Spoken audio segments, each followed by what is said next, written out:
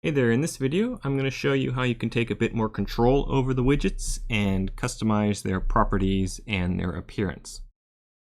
So in a previous video we made a function whose job was to print its argument, and we used widgets to control that function. Let's make a different kind of function for this video. I want to make something that draws a graph. So I'm going to go with the equation y equals mx plus b, a function whose job is to draw a straight line. Since it's supposed to draw a line, I'm going to call my function line, and I'll make its arguments the slope m and the y-intercept b.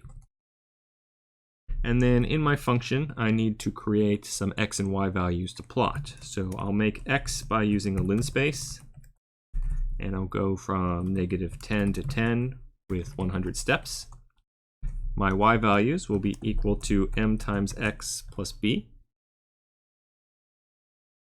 And then I'm going to plot x and y. The default blue solid line should be fine, but I probably do want to adjust the limits. The issue I'm going to run into if I don't set my limits is that the graph will auto-scale every time I change the slope or the y-intercept, and that's going to stop it from looking different. You'll see the limits dancing around, but the line itself will more or less appear to be static, which is not the visual effect I want. So I'm going to set my x limits -10 to 10, and my y limits -10 to 10. And the last thing in here will be I want to show the plot, otherwise the function won't really do anything. Let's test it out. So we'll do a slope of 1 and a y-intercept of 5, and just make sure it looks like I'd expect. Okay, so at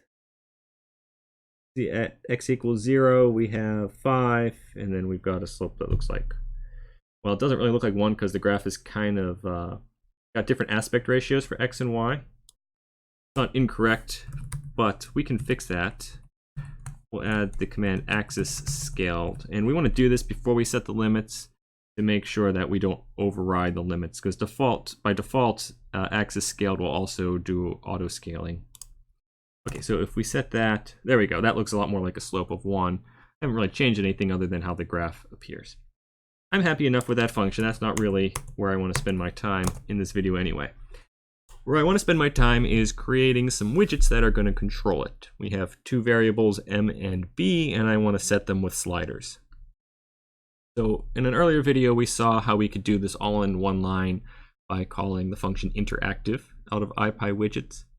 I'm going to take a different approach in this video. I'm going to explicitly create sliders. So I'm going to make slider 1 by using what's called an int slider. And I should get tab completion. There we go. Int slider out of widgets.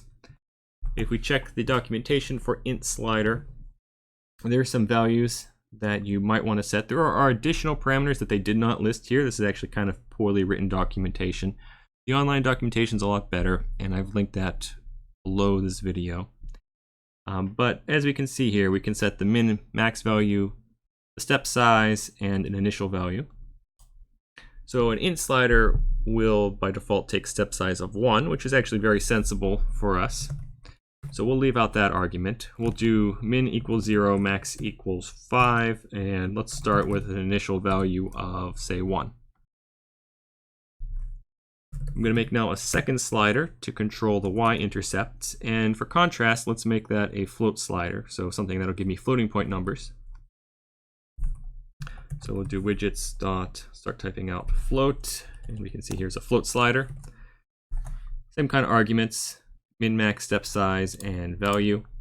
Since these are keyword arguments, it doesn't actually matter what order I write them in. I can do max before min if I feel deviant. So I'll do max equals 5, min equals 1, value equals, let's make it default to 0, and step size here is a little bit more useful. Let's make it 0.1. If I leave out, say, the step size or the value, it's going to try and guess something reasonable. But by setting these, we can take more control over the slider. Now, so far, these sliders are not connected to anything. So I want to do that connection. I'm going to do that by using interactive. And like before, the first argument is going to be a function, and the following arguments then set variables equal to something. So in an earlier video, we would have done something like m equals 3. Here what I'm going to do is m equals slider 1. Along the same lines, I'm going to do b equals slider 2. So I have specifically created what kind of widget I want, and I've set starting values and min, max, anything that you can set here in these arguments already for those widgets. And now let's display everything. Okay, so we've got my sliders and I've got my graph, and if I move, you can see the slopes changing. Now you might notice as I do this that there's a bit of lag. It tries to do every value it passed along the way.